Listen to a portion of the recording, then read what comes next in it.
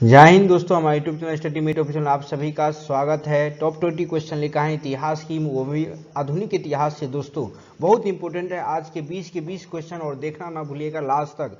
हो सकता है किसी न किसी एग्जाम में आ जाए। दोस्तों आगे भी बहुत सारे एग्जाम हैं जो आपको नज़दीक आ रहे हैं, इसलिए तैयारी भरपूर कीजिए और लग जाइए अपनी तैयारी में और भी ज़्यादा मजबूती से। तो चलिए दोस्तों शुरुआत करते हैं आज की पहले क्वेश्चन की। पहला क्वेश्चन है, अंग्रेजों ने पहली फैक्ट्री कहाँ खोली थी। दोस्तों यहाँ कन्फ्यूजन नहीं होना है, दो नाम में अक्सर कंफ्यूजन होता है, एक सूरत एक मसूलीपट्टनम। दोस्तों अंग्रेजों ने पहली फैक्ट्री जो स्थापित की थी वह की थी सूरत में। कब की थी? 1608 ईस्वी में, है ना। पहली फैक्ट्री इसने स्थापित की थी कहां पर? सूरत में। दक्षिण भारत में सबसे पहले मसूलीपट्टनम में स्थापित करते हैं अंग्रेजों ने। ये दोनों में यही अंतर है दोस्तों, ये दक्षिण भारत में पहली थी, ठीक है। वैसे अगर पूछेगा तो आपको कहाँ होगा? सूरत। दक्षिण भारत में यानी पहली फैक्ट्री थी ये, ठीक है। दक्षिण भारत में पहली फैक्ट्री थी, है ना, ये जो स्थापित की गई थी मसूलीपट्टनम में। और सूरत में 1660 ईस्वी में अंग्रेजों ने पहली फैक्ट्री स्थापित की थी, ये याद रखिएगा। उस समय हॉकिंस आया हुआ था और उसी के द्वारा स्थापित किया गया था। चलिए दोस्तों फिर अगले क्वेश्चन की ओर बढ़ते हैं। अगला क्वेश्चन है, वास्को डी गामा भारत कब पहुंचा। दोस्तों वास्को डी गामा जो भारत पहुंचा था 1498 ईस्वी में, कहां पहुंचा था? है ना, केरल में पहुंचा था। दोस्तों केरल में पूछेगा किस बंदरगाह पे पहुंचा था, तो कालीकट बंदरगाह पर पहुंचा था। और कालीकट के उसमें राजा थे, कौन थे? जमोरिन थे। ये दोनों चीज आप याद रखिएगा, ये क्वेश्चन अक्सर पूछे जाते हैं। तो चलिए दोस्तों फिर अगले क्वेश्चन की ओर बढ़ते हैं।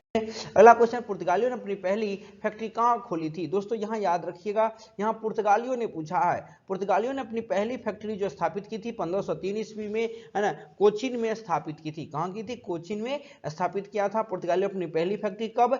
1503 ईस्वी में। ये भी आपको याद रखना है, जो आपके एग्जाम और पॉइंट भी से बहुत ही ज्यादा इंपॉर्टेंट है ना। कोचीन कहाँ है दोस्तों? केरल में है। ये भी याद रखिए, कोचीन कहाँ है? केरल में। और पुर्तगाल ने अपनी पहली फैक्ट्री यहीं स्थापित की थी। और भारत आने वाला पहला यूरोपीय कंपनी भी कौन था? पुर्तगाली था। चलिए दोस्तों फिर अगले क्वेश्चन की ओर बढ़ते हैं। अगला क्वेश्चन है, गोवा की राजकीय भाषा क्या है। इसलिए दोस्तों क्योंकि यहाँ पुर्तगाली का क्वेश्चन आया हुआ, इसलिए गोवा की राजकीय भाषा है दोस्तों कोंकणी। याद रखिए, गोवा की राजकीय भाषा क्या है? कोंकणी, ठीक है। ये आपको इंपोर्टेंट क्वेश्चन है जो याद रखनी है। अगला है, बेदरा का युद्ध कब हुआ था। बहुत इंपोर्टेंट क्वेश्चन है दोस्तों क्वेश्चन है, बेदरा का युद्ध कब हुआ था। याद रखिएगा दोस्तों, बेदरा का जो युद्ध हुआ था वह युद्ध हुआ था 1759 ईस्वी में हुआ था। और किसके किसके बीच हुआ था, तो ये भी आपको याद रखना है दोस्तों, डच और अंग्रेज के बीच हुआ था। डच और अंग्रेज के बीच हुआ था, और यह युद्ध अंतिम युद्ध था डचों और अंग्रेज के बीच। इसके बाद डच जो है अपने सारी व्यापारिक कोठी जो है वह अंग्रेज को देकर के यहाँ से चले जाते हैं, क्योंकि इस युद्ध में डच की हार हो जाती है और ये वापस चले जाते हैं। चलिए दोस्तों अगले क्वेश्चन की ओर बढ़ते हैं। प्रथम फ्रांसीसी गवर्नर कौन था। दोस्तों अगर याद रखिएगा, प्रथम फ्रांसीसी गवर्नर जो था वह था डुप्ले। और अगर आपको पूछेगा, आगे उससे क्वेश्चन भी है, प्रथम पुर्तगाली गवर्नर कौन था, तो दोस्तों याद रखिए पहला पुर्तगाली गवर्नर जो था वो अल्मेडा था। और डुप्ले जो था प्रथम फ्रांसीसी गवर्नर था। ये क्या था? पुर्तगाली गवर्नर था, पहला पुर्तगाली गवर्नर था ये। पहला पुर्तगाली गवर्नर था कौन? अल्मेडा। चलिए दोस्तों फिर अगले क्वेश्चन की ओर बढ़ते हैं। खोंड जाति में प्रचलित नर बलि प्रथा का अंत किसने किया था। ये इंपॉर्टेंट क्वेश्चन है दोस्तों, कि खोंड जनजाति में एक प्रचलित थी नर बलि प्रथा, ठीक है। इसका अंत जो है वह लॉर्ड हार्डिंग ने किया था। लॉर्ड हार्डिंग के शासनकाल में ये नरबली जो प्रथा थी इसका अंत हुआ था लॉर्ड हार्डिंग के शासनकाल में। ये भी आपको खोंड जनजाति जो पाई जाती है दोस्तों, याद रखिएगा उड़ीसा में पाई जाती है। कहाँ पाई जाती है? ओडिशा में ये जनजाति पाई जाती है। चलिए फिर अगले क्वेश्चन की ओर बढ़ते हैं।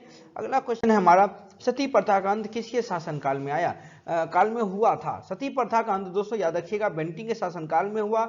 और इसमें अधिनियम भी पूछता है कि किस अधिनियम के तहत हुआ, तो याद रखिएगा दोस्तों अधिनियम 17 के तहत इसे समाप्त किया गया। इसमें सहयोग भारत के जो थे राजा राम मोहन राय ने इनका सहयोग किया था, तब जाकर के इन्होंने सती प्रथा का अंत कर पाया। ये आपको याद रखना है। चलिए दोस्तों फिर अगले क्वेश्चन बढ़ते हैं। भारतीय शिक्षा का मैग्ना कार्टा किसे कहा जाता है।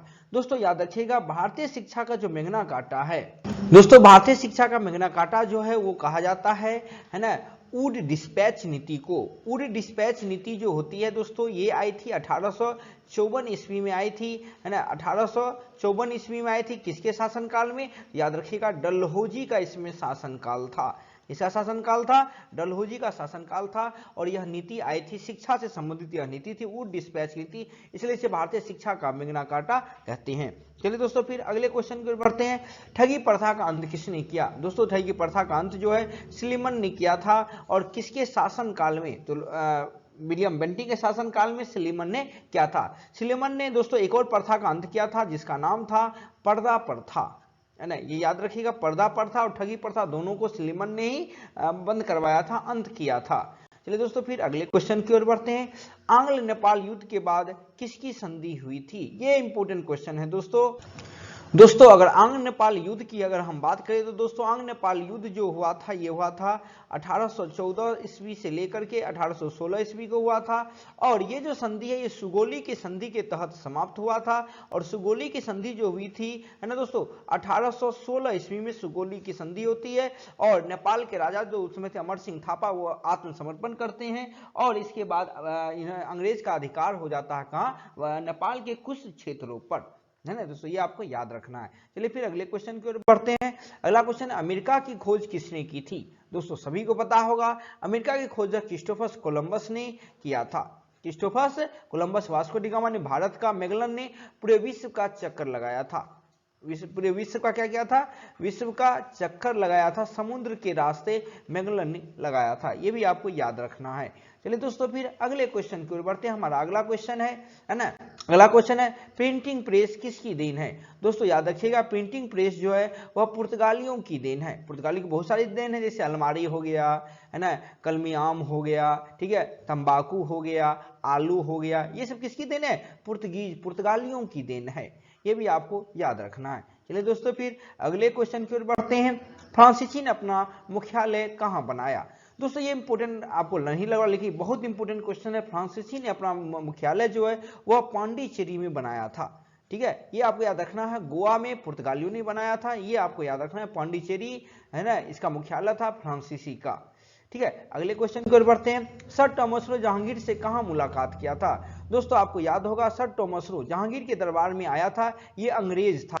दोस्तों सर टॉमस रो जो थे ये अंग्रेज थे, और ये जहांगीर के दरबार में आए थे। ये भारत जो पहुंचा था, ये डेट याद रखिएगा, 18 दिसंबर 1615 ईस्वी को ये भारत पहुंचा था। और जहांगीर से जो इन्होंने मुलाकात किया वह 10 जनवरी, है ना, 1616 ईस्वी को इन्होंने जहांगीर से मुलाकात किया। और कहाँ किया? तो जहांगीर उस समय आगरा में थे, इसलिए इन्होंने आगरा में जहांगीर से मुलाकात की। कब की? 10 जनवरी 1616 ईस्वी को, ये भी आपको याद रखना है। चलिए दोस्तों फिर अगले क्वेश्चन के बढ़ते हैं। अस्थाई बंदोबस्त किसने लागू किया? तो दोस्तों अस्थाई बंदोबस्त जो लागू करने वाला उस समय जो गवर्नर जनरल था वो कौन था? लॉर्ड कॉर्नवालिस, ये आपको याद रखना। लॉर्ड कॉर्नवालिस ने अस्थाई बंदोबस्त कब लागू हुआ था? 1793 ईस्वी में अस्थाई बंदोबस्त लागू हुआ था, लॉर्ड कॉर्नवालिस ने इसे लागू किया था। चलिए दोस्तों फिर अगले क्वेश्चन की ओर बढ़ते हैं। भारत में द्वैध शासन का जनक किसे कहा जाता है? दोस्तों भारत में द्वैध शासन का जो जनक है रॉबर्ट क्लाइव को कहा जाता है, ये आपको याद रखना है। रॉबर्ट क्लाइव को क्या कहा जाता है? भारत में द्वैध शासन का जनक कहा जाता है। चलिए दोस्तों फिर अगले क्वेश्चन की ओर बढ़ते हैं।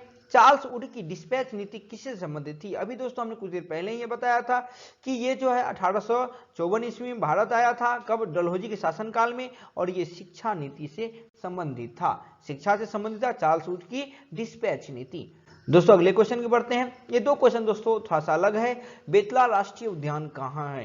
ये दोस्तों याद रखिएगा बेतला राष्ट्रीय उद्यान जो है वो झारखंड में है। ये आपको इंपॉर्टेंट क्वेश्चन है जो हो सकता है मे भी आगे एग्जाम में आ जाए। दुधवा राष्ट्रीय उद्यान कहाँ है? दोस्तों दुधवा राष्ट्रीय उद्यान जो है उत्तर प्रदेश में है, ये भी आपको याद रखना है। उत्तर प्रदेश में ही एक दोस्तों रानीपुर टाइगर रिजर्व है, जो भारत का नवीनतम टाइगर रिजर्व है। क्या है ये? भारत का नवीनतम टाइगर रिजर्व है रानीपुर। ये कहाँ है? उत्तर प्रदेश में ही स्थित है। तो ये दोस्तों आज की थी 20 क्वेश्चन। कैसा लगा कमेंट बॉक्स में जरूर बताइएगा, है ना दोस्तों। और एक बात और याद रखिए दोस्तों, हमारे चैनल को सब्सक्राइब कीजिए, लाइक कीजिए, और ज्यादा से ज्यादा अपने दोस्तों को भी शेयर कीजिए, उनके लिए भी बेनिफिट होगी और हमारे लिए भी बेनिफिट है दोस्तों। तो दोस्तों मिलते हैं अगली 20 क्वेश्चन में, तब तक के लिए जय हिंद।